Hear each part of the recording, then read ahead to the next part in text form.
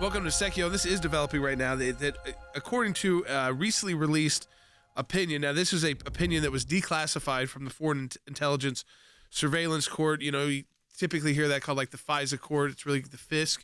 The FBI has been seriously and systematically abusing its warrantless electronic surveillance authority, focusing on American citizens, even though the provision of the law that they are utilizing to conduct this surveillance is the Foreign Intelligence Surveillance Act. That's FISA. And the section of that law, let me just read it to you. It's very, very brief. Who is the FBI allowed to surveil or query under this program, Foreign Intelligence Surveillance Act? Authorization, notwithstanding any other provision of law, the Attorney General and the Director of National Intelligence may authorize jointly, for a period of up to 1 year from the effective date of the authorization, the targeting of persons reasonably believed to be located, one, outside the United States to acquire foreign intelligence information. So that's part two. So you have to be outside the U.S., and it's about foreign intelligence information. You may not intentionally target any person known at the time, not just to be a U.S. citizen, but who is inside the U.S., because when you're inside the U.S., you are then protected by the laws of the United States. The problem here is this is an ongoing and, listen, the court's word were systematic, widespread violations of the civil liberties of American citizens. Now, we're going to get into the details on this, on what they were actually doing. And what they were actually doing was using 702 data for people that were signed up, for instance, for this. There's a civic group that's part of the FBI. It's their academy. They were using 702 database information for people that went to that. It's one thing, people say, well, isn't that like a background check? No, it's not like a background check. This is foreign intelligence information. But they shouldn't even be running them through that database. They have been warned on this. The FISA court has warned them on this. The FISC court has warned them on this. And this court, now that this opinion has been declassified, says, well, we're going to still allow it. We're going to allow you to continue, but you got to fix it because of COVID last year. We couldn't do proper oversight. That's a scary statement coming from our governmental leaders, that because of COVID, they could not supervise the Foreign Intelligence Surveillance Act applications by the FISC court. Harry, I've never heard of anything like that in my life. It is amazing, and it raises a serious question, or a series of serious questions, including whether or not the FBI can read a clearly written statute, whether or not they can read their own rules, and there are a series of additional important questions. Did the FBI follow the law? Did it follow its own procedures? Did the FBI target foreign nationals located outside of the United States? Did the FBI minimize the names of American citizens as required?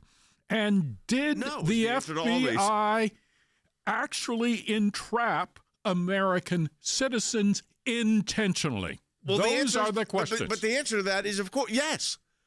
And they've been warned by the Inspector General. They have been warned by the court. But, Wes, we only got seconds here. But they continue to do it. They did anyway. This is the second year in a row that the FISA Court has admonished the FBI. And like you said, it's especially damning in light of the fact that in 2019, Inspector General Horowitz pointed this out to begin with. And it still continues to this day. No, Jordan, it's unbelievable. We got a lot to get into here. Yeah, we're talking about if you called in a tip to the FBI, they were running you through the system. The person calling in the tip. If you called in a tip about a crime, they asked you to do that. They were going to run you through the system and then surveil you. And not just any system, the Foreign Intelligence database.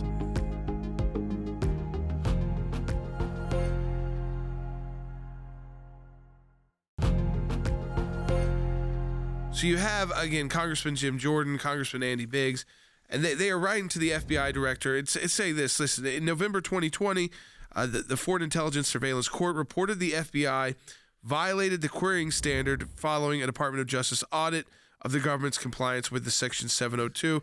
That is the section, again, that allows the warrantless surveillance of non-American citizens not on U.S. soil.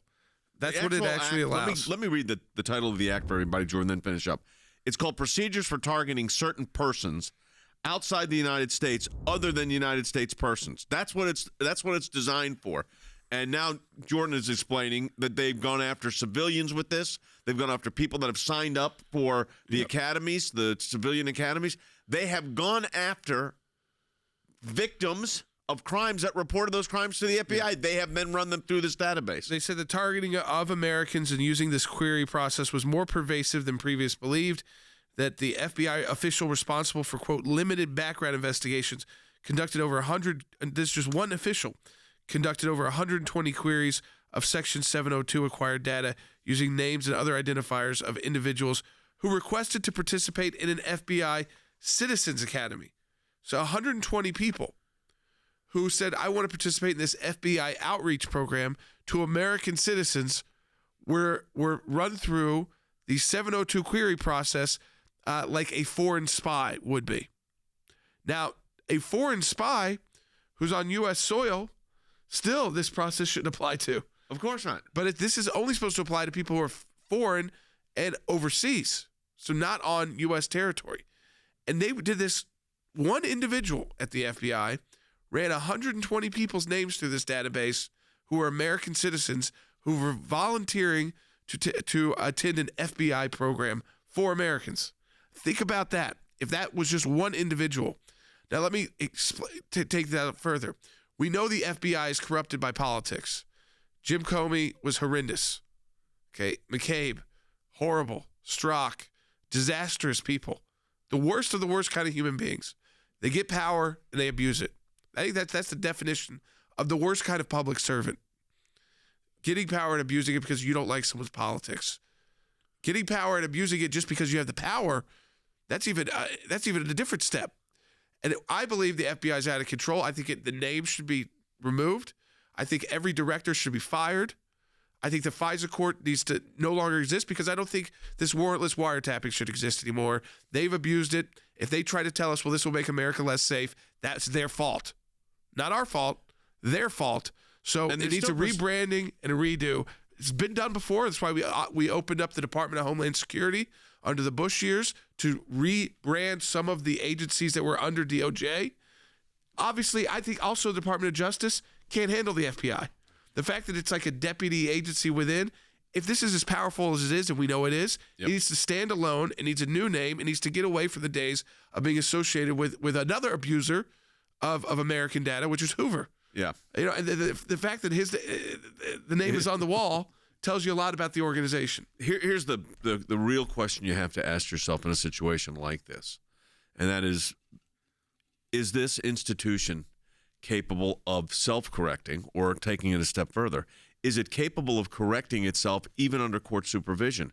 And what continuously appears to be the case, the answer to that, Wes, is no, it can't. What we basically have is a law enforcement agency that acts as if they're above the law. And you go back to just the history of the last 3 years with the court trying to get the FBI to change their policies and procedures and practices. In 2018, this presiding judge, Busberg, ruled that the FBI's procedures were inadequate to meet Fourth Amendment privacy standards. He required them to put it in writing. How do you do this? And the next year, 2019, the same judge scolded them for improperly searching people's records. For example, in 2019, in August, an FBI analyst made a query for thousands of U.S. citizens. Only 7 of them had a connection to an investigation. But then you've got 2 members of Congress, unfortunately, it's the minority party. So the question is going to be, is there going to be any action on this at all? Well, there certainly better be, Jay. And look, I mean, I think the question that Jordan asked is the one that they're asking as well, which is how in the world can we continue to reauthorize this? And quite frankly, Jay, I'm not sure that there's going to be a patience to let the current authorization, which runs through the end of 2023, expire, because you just can't let this continue. Look, I would put it this way. But the court did let it continue. I mean, here's the problem, Fan. The court did let it continue, and they acknowledged all these problems, said we couldn't really check last year because of COVID, which I can't even believe they put that in writing. That the United States, I mean, COVID is a serious problem. No one's doubting that. That the Foreign Intelligence Surveillance Court and the FBI could not determine whether they were following the appropriate procedures under the Foreign Intelligence Surveillance Act because of COVID? Okay, that's not the way it works in a constitutional republic. Go ahead and finish up, though, Fan. Well, it's clear beyond any doubt, Jay, that they are not capable of course correction. In my view, this takes it to a whole new level. We've known conclusively that they were not capable of refraining from gathering information on people, but they shouldn't. But, Jay, once they have that information, when it is used against people who are trying to help them solve a crime or were a victim of a crime, and those people are U.S. citizens, Jay, the court has exceeded its use. So it's not just the court, because you can still get warrants through the regular U.S. District Court system, where you actually get advocates on both sides and you get to argue it. I'm kind of done with the Star Chamber, Harry. I think that people know these private courts where you have one side represented, the other side's not represented. I'm not sure. I think the usefulness of that is probably, and I was a supporter of the FISA Court, but the abuse that I witnessed in representing the president, the 45th president of the United States, and continue today to see in this order that is just released from the FISA Court, tells me that it's like the IRS. We said they were institutionally incapable of self-correcting, so they had to dismantle the whole tax-exempt division to get it back into some kind of functioning thing. I think the FBI, what Jordan said, is absolutely right. Totally out of control. Absolutely, and it raises this question. Has Peter Strzok, has Lisa Page, has James Comey been rehired? And somehow the FBI has kept it a secret, because what we have right before our own eyes is a swamp, and this swamp needs to be cleaned up.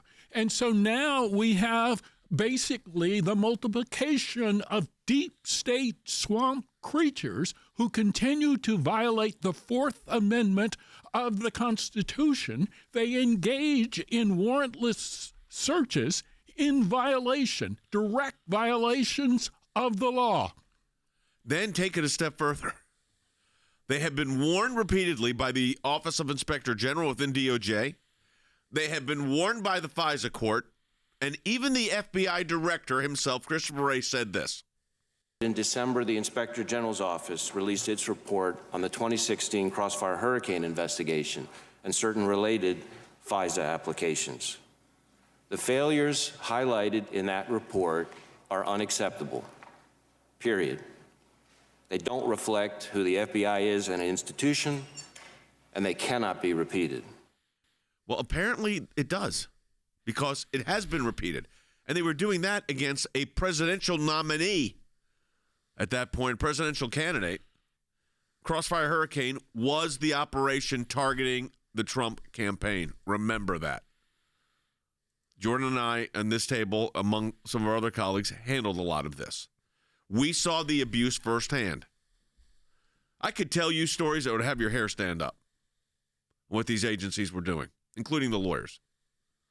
It was outrageous what was going on and is going on now.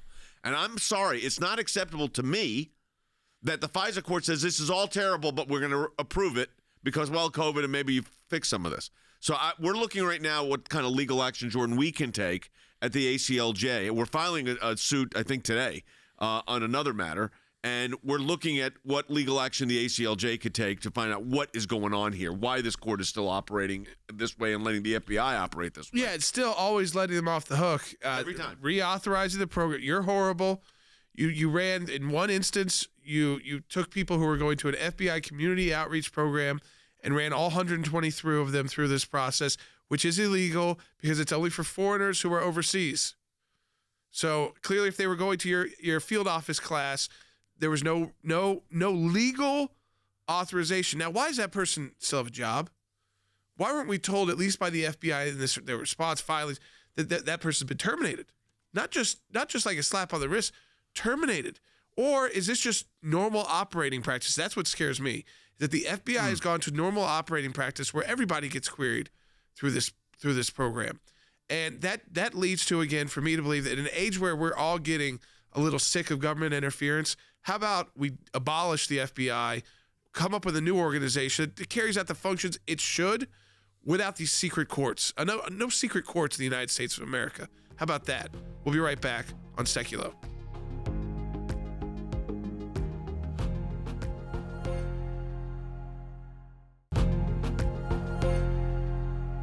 So let's say you decide to go to the FBI Citizens Academy. This is what it is, a Citizens Academy programs are engaging 6 to 8 week programs that give business, religious, civic, and community leaders an inside look at the FBI. Classes meet in the evenings at FBI field offices around the country.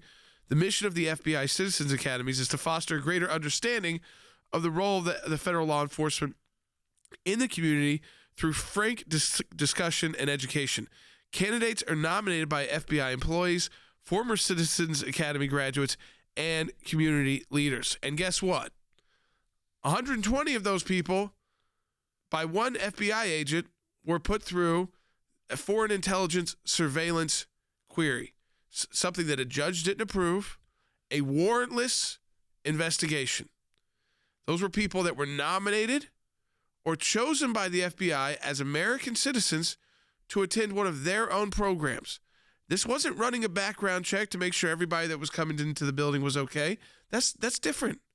We're talking about law enforcement queries that go way past background checks, that pick up metadata, that pick up every phone call you've made, every text message you've sent.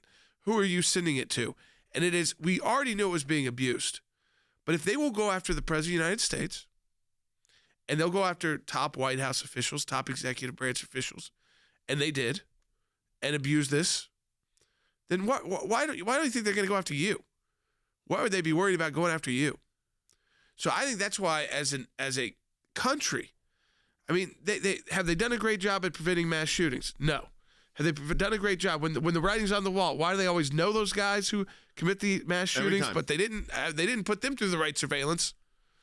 But they put the 120 people who were nominated for the program that they're running through a foreign intelligence surveillance. No, and unfortunately, the FISA court really let them get away with it. And here's my question to you. We've got Jim Jordan now on top of this, and the ranking member of the committee, and you've got a very detailed letter about the abuse. We've got the opinion about the abuse, but what really can happen up at Congress? I mean, the letter, Jim Jordan and Andy Biggs asked the FBI Director Chris Wray to please explain why almost a year after the OIG's report about FISA abuse, the FISC found the FBI still abusing its warrantless surveillance authority. Please provide detailed accounts of every instance since December 2019 in which the FBI has queried, assessed, or otherwise used information obtained pursuant to Section 702 for purposes unrelated to national security. I feel like making our own request, by the way, turning this into a Freedom of Information Act request to the FBI, which they'll deny and will go to court over. Please explain what actions you've taken in the wake of FISC November 2020 memorandum preventing the FBI from using 702 authorities to surveil, investigate, or otherwise examine U.S. citizens. And for the second time, I'm going to read the headline the title of the code, which is the Section 702 that we talk about. It's codified as Section 50 U.S.C. 1881. Procedures for targeting certain persons outside the United States other than United States persons. So we know what's going on here. We know the FISA court, unfortunately, is letting them get away with it using COVID as an excuse, which is frankly pathetic. We know Christopher Wray said it was inappropriate, should never happen again. It did. It does. It is. Congress does what here? Well, first of all, as we look at making that query, Jay, one of the exceptions they will not be able to use is that it's related to national security, because clearly these requests, these queries against the data were not related to national security. Jay, I think the second bullet from that letter that you read is the important one here. Jim Jordan and Andy Biggs are asking for every instance that a query was made against this FISA gathered intel since December of 2019 that was not related to national security. Jay, every single one of those queries would have been in violation of the authorizing statute. So they should get that information. But look, even the information we have in front of us, I think what Congress should do, Jay, is refuse to reauthorize it. And if you need a program like this, you're going to have to rebuild it from the ground up. I go a step further, Harry. I think right now it's dangerous. I mean, I think this is a dangerous program, a dangerous procedure. The FBI's running roughshod over the law, including due process. The FISA court acknowledges the problem, yet doesn't, but allows it to continue. So I think this is a systemic problem that has to be handled on a different basis, like we did with the IRS. I think that is true, but I also think that Congress, unfortunately, has emasculated itself and allowed itself essentially to be cowed by the FBI on grounds of national security. We now know beyond question that the FBI cannot cure itself. I think it is systematically corrupt with respect to the application of the Fourth Amendment. I also think in this particular instance, the court has allowed itself to be emasculated. Why? Because it's saying that we cannot engage in sufficient oversight because of a pandemic.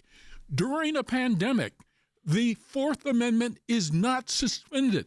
And so I think at the end of the day, we need to encourage the American people to rise up legally and peacefully and ask Congress to do its job. Congress has not done its job for decades. I think what Jordan said, Wes, is everybody in this panel, in this studio, is legally trained. And Than, of course, has been doing government affairs for decades now, so effectively legally trained too. Here's the truth. They have a system, they have a law, they're abusing it systematically. The IRS was doing that also, systematically abusing conservative organizations. Here, they're abusing civilians. They're taking a law that does not allow, they're taking data gathered through a law that does not apply to these citizens and using it.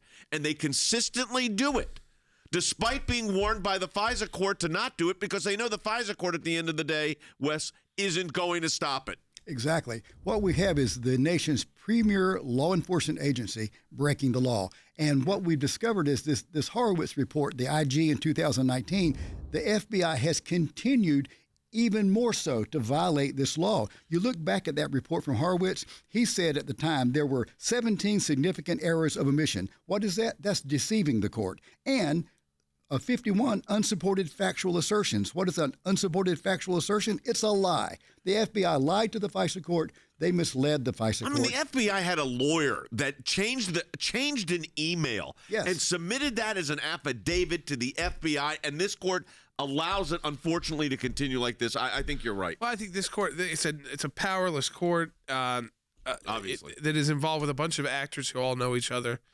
It's secret only from everyday Americans. It is not secret to the circuit court judges who serve on it and are appointed by the Chief Justice. And I think that, the sense that we have a secret court in America in 2021 is kind of hair-raising. Most people don't understand it. That's how they like it. They don't like this attention. But yet every time there's been attention on them, it's been proven that they are committing widespread violations of their own rules. They are violating the constitutional rights of Americans and violating the laws that are in place even to protect non-citizens of this country when they're in the United States. So I think it's time to abolish the FBI and abolish the Foreign Intelligence Surveillance Court. They've had their chances. We do need a law enforcement agency, but sometimes your name, it's too sullied, it's wrong. The people that were running it and the bureaucrats at the top, Christopher Wray is no better than anybody else who's run the FBI, is no better than Comey. They're doing the same thing over and over again, and they are political actors, which makes it just like the IRS targeting. It's the worst when bureaucrats and law enforcement agents become politicians. They are the worst of the worst. Yeah, I think the reality, I agree. I think the problem here is systemic, and it's an institutional problem, Harry. That's what I'm concerned with here. Just like the IRS situation, we had to go to court against the IRS. This is different. Citizens could claim abuse here. Individual citizens may have claims, but we got to get to the bottom of this, and we'll figure out our way, and the Congress is trying to do it too. But this is systematic. Absolutely, and it's very, very serious. We have set the stage for either soft or hard totalitarianism. And I think it's very, very important to keep that in mind, because we also live in an era wherein the so-called cancel culture is rising. Therefore, individuals are being selected as targets arbitrarily and capriciously, for instance, by the FBI and other officials. And so I think Congress, as I've indicated before, has neutered itself. It's emasculated itself. But I think there is an additional solution to put on the table, and that is to create a private right of action by citizens when and if their constitutional rights have been violated. Like a 1983 and claim. Here I am not talking simply about a civil action. In some jurisdictions, private citizens can bring a privately financed criminal action against officials who violate the law. And I think that is what's necessary so long as we continue this particular regime. So let me tell you, at the ACLJ, what we're instructing our team, our FOIA team, which is growing, as you can imagine, and will continue to look into this, to see what angles we can take. And then we only got 30 seconds here, but that's an important part of this. We can take some action here to find out what's going on, who's hiding the ball, so to speak.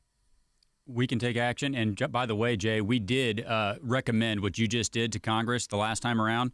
They didn't follow through. They should have. In some jurisdictions, private citizens can bring a privately financed criminal action against officials who violate the law. And I think that is what's necessary so long as we continue this particular regime. You know, Jordan, they just continue to ignore what the court has said now since 2019. And the court doesn't force them to do anything. Of course not. It's a slap on the wrist. And they At keep best. violating our rights. And by the way, are they really protecting us?